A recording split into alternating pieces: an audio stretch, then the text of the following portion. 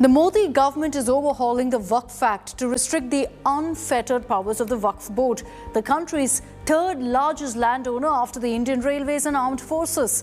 Let's tell you all about the Waqf Amendment Bill. Starting off with the very basics, what exactly is Waqf?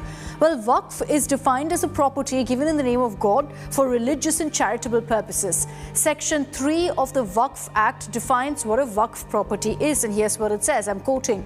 Waqf means the permanent dedication by any person of any immovable or immovable property for any purpose recognized by the Muslim law as pious, religious or charitable. Now, a property can become a Waqf through a deed or instrument, or a property can be deemed Waqf if it's been used for religious or charitable purposes for a long period of time. The proceeds are typically used to finance educational institutions, graveyards, mosques and shelter homes. As per Sharia law, once a land goes to Waqf, it cannot be reversed. Notably, their land holdings, the Waqf Board's land holdings, have doubled since 2009. So what's the history of the Waqf Act? Well, the Act was first passed by Parliament back in 1954.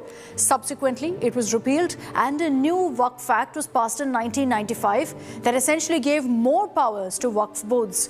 In 2013, the Act was further amended, again to give far-reaching powers to the Waqf Board to designate property as Waqf property. So what does the Waqf Board do?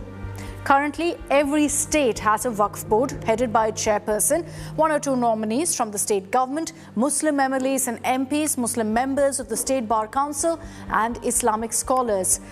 The boards have the power to administer the property and take measures to recover and sanction any transfer of immovable property of Waqf.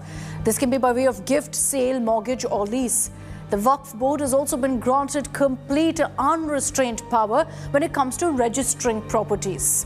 And as a result of that, Waqf boards currently have almost 8,70,000 immovable properties, 16,173 movable properties, and 3,56,031 estates in more than 8 lakh acres of land. And it's because of this that Prime Minister Modi set his eyes on reforming this act and tweaking its powers.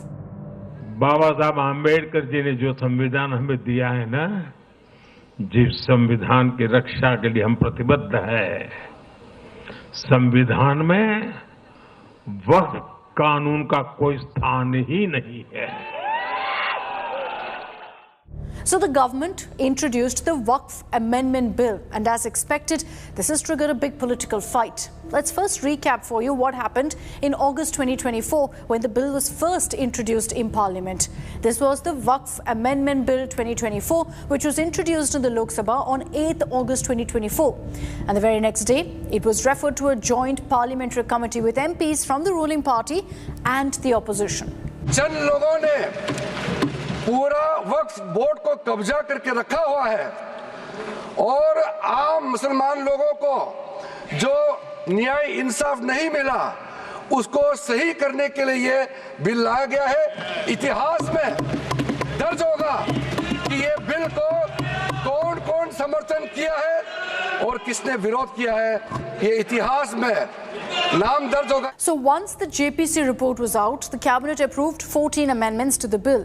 These amendments modify several contentious provisions of the original bill. The original 2024 bill mandated that every property dedicated to Waqf must be registered within 6 months. Now, the JPC's amendment is flexibility in that timeline, and so the Waqf tribunal can extend the deadline in some cases. Another point, one of the most controversial aspects of the original 2024 August bill was the enhanced role given to district collectors in determining whether properties claimed as Waqf were actually government properties.